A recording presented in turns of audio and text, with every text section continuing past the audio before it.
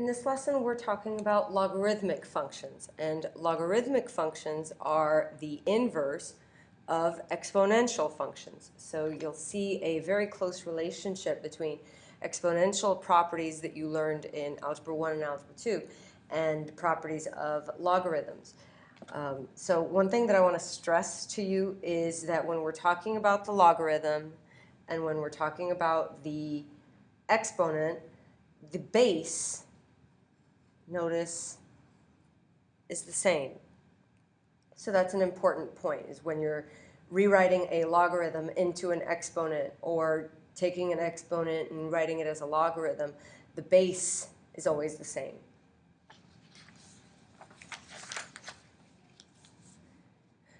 So sometimes as you're kind of getting your feet wet in logarithms, it's easy to evaluate a logarithm by thinking about it as an exponent. So in part A, if I think of this as I'm trying to figure out what 8 needs to be raised to the power of in order to get 512, well, 8 times 8 is 64, and if I take that 64 and multiply it by another 8, well, there's my 512. So then my answer is 3. In this one, again, I want to figure out what I need to raise 4 to the power of to get 4 to the power of 3.2. Well, that should just be pretty obvious. It's 3.2. This one might not be so obvious. I'm taking 2 and raising it to a power in order to get 1 over 32. So what I'd hope that you'd remember from Algebra and Algebra 2 is that if I raise a number to a negative power, I'm taking the reciprocal of it. So right away I know that my answer is going to be a negative number. And what do I need to raise 2 to the power of now to just get 32?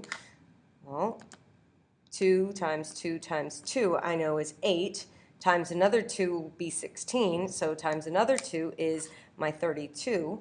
So there were 5 of those 2's, therefore my answer is negative 5. 16 to the power of what will equal the square root of 2? Well, another thing that you want to make sure that you remember from Algebra 2 is that when you raise something to a fraction power, you're taking a root of it. Okay, so I know I want to take a fraction power. If I take a 1/2 power, that's the same thing as taking a square root, and the square root of 16 is 4. Okay, so I might be thinking that if I raise it to the 1/2 power, that's 4. If I raise that to another 1/2 power, that's 2. And in order to get the square root of 2, I need to have a 1 more half. So this simplifies to 1/8. So 1/8 is your answer for that problem. So you need to make sure that you remember raising something to a negative power is what's going to turn it into a fraction or take the reciprocal of it, and raising something to a fraction. Okay, so here we have some properties of logarithms, and we may have already kind of addressed some of it up here. For example, in this example, we realized that when the base of the log was the same as the base of the power that I was taking the log of, it's like these two bases canceled each other out. Okay, so in this particular problem, I might think of this as log base 9 of 9 squared, and then I'd be using this property to show that the answer is just 2. In this problem, this is the property that I notice this problem looks most like, and so my answer is just 1. It's like the 3 in the base of the power and the 3 in the log of the power that I'm raising it to kind of cancel it out.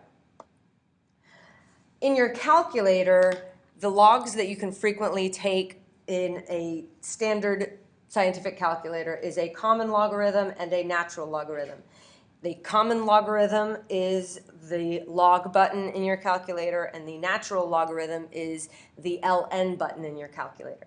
The common log has a base of 10, and the natural log has a base of e. So now we're using these same properties again, or our calculator, in order to evaluate these logs. Okay, so log of 10,000, well, if I think about this as log base 10 of 10 to the 4th power, then that 4 just becomes apparent. This one, you have to use your calculator. So in your calculator, you find the logarithm of 0.081, and it is approximately negative 1.09. Pause your video for the Your Turn Below, Part D.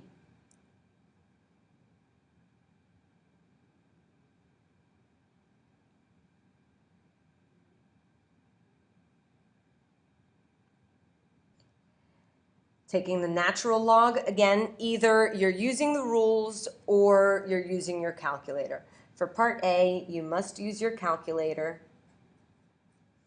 in order to take the natural log of 32. And it is approximately 3.47. For Part B, you can think of this as e to the log base e of 4, and when you do that, your answer is just 4. In this example, again, you can think of this as log base e of 1 over e to the 3rd. So a little bit more involved. I need to figure out what I want to raise e to the power of in order to get 1 over e to the 3rd. Well, you know that a negative exponent is what's going to change this e to 1 over e. And then since it got raised to the 3rd power in the denominator, my answer is just negative 3.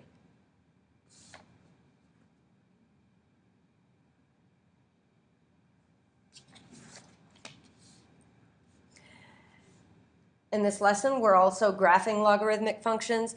Recall that in the lesson for exponential functions, I wasn't terribly impressed with, or concerned rather, with having a whole lot of points. The main thing that's important to you is recognizing the relationship between the exponential function and the logarithmic function, the fact that they're inverses of each other, and just kind of having the shape of the graph. We are being asked about the domain, range, intercepts, etc. And you'll notice that they end up being the exact opposite of last night's video for exponential functions. Okay, so the reason why in this lesson I have 2 tables set up compared to how in the last lesson I had 1 is because probably the easiest way to sketch a logarithmic function is to first think of the exponential function. So I'm going to consider g of x to be the function 2 to the x, and figure out some points for it. So if this is x and this is y, then if x is negative 1, then my y is 1/2. If x is 0, then y is 1. If x is 1, then y is 2. Well, since h of x is the inverse of g of x, I'm just going to switch my x and y values.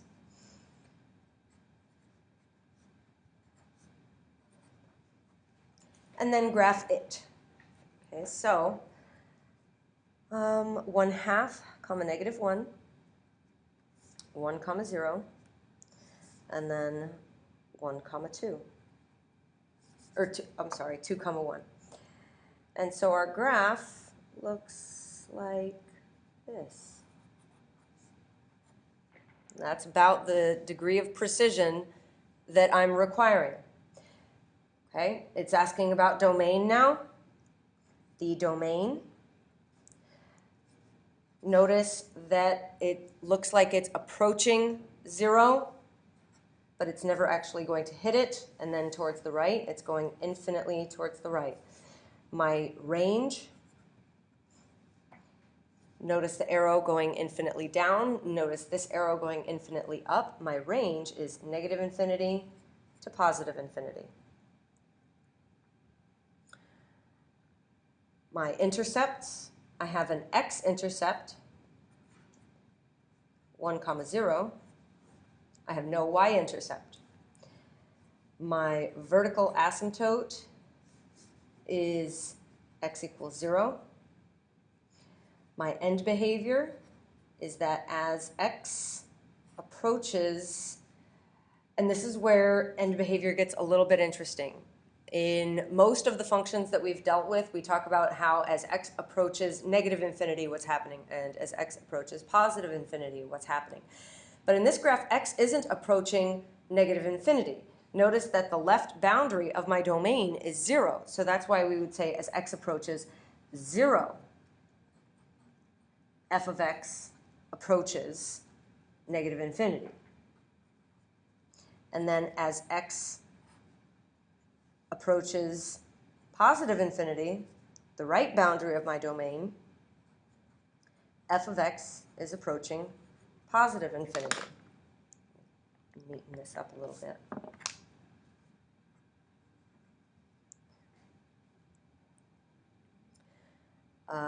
It's asking where the function is increasing or decreasing. On my domain, my entire domain, this function is increasing. So for 0 to infinity, it is increasing.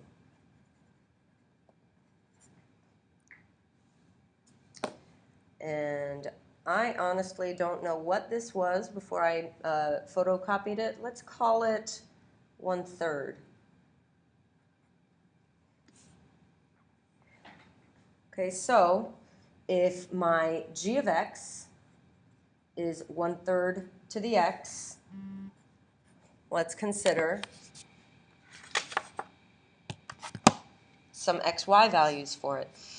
For -1, it would be 3, 0, 1, 1, 1/3.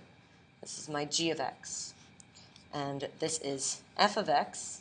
Sorry about the copy quality. And I'm just going to switch my x's and y's.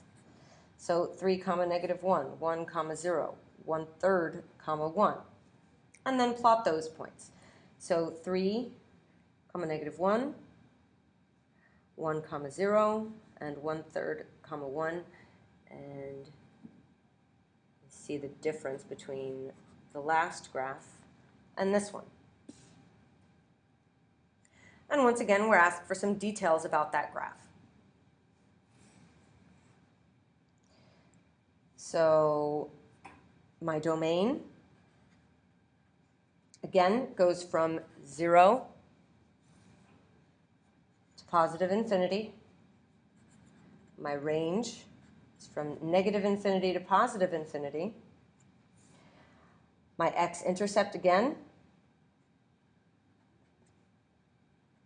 is 1, 0. And my vertical asymptote is, once more, x equals 0. I'm asked about my end behavior. It's kind of the opposite of what we saw in this last graph. But my as x approaches stuff is the same. As x approaches 0, f of x is approaching positive infinity. As x approaches infinity, my f of x is approaching negative infinity. And then finally, the interval on which the function is increasing or decreasing. This function is constantly decreasing. So on the interval 0 to infinity. Our lesson concludes with graphing the transformations of logarithmic functions. So what I'm looking at is just reinforcing a skill from back in Chapter 1 of, is it moving up, down, left, right, reflecting? How is it reflecting? Things of that nature.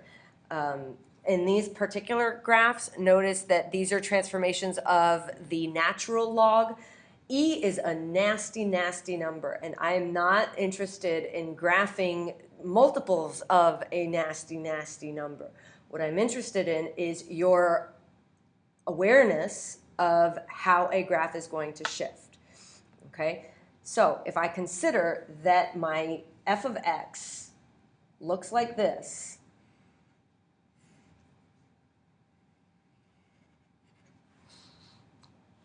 if I consider that that's my parent function, passing through 1, 0, and having a vertical asymptote of the y-axis and increasing towards the right, what's going to happen in part A?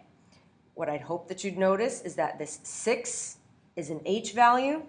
Since my h value is 6, and you know that h values do the opposite of what you see a minus, and you know that that means it's moving to the right 6 spaces. So I would take this graph and march it 6 spaces to the right. So 1, 2, 3, 4, 5, 6, 7, because it's starting here, but it's moving to here. This is what my graph would look like. That's all I'm interested in. This next one, couple of things happening here. I have an h value of -4 and a k value of 3. So if this is my parent function, I know that this graph is moving to the left 4 spaces. So my original intercept was there at 1, 0. My new intercept is going to move to the left 4 spaces from there. So 1, 2, 3, 4, and then up 3. So that point that was here now is here, and my graph is kind of doing this thing. That's all I'm interested in for these graphs, is that you have a general idea of what it's going to behave like.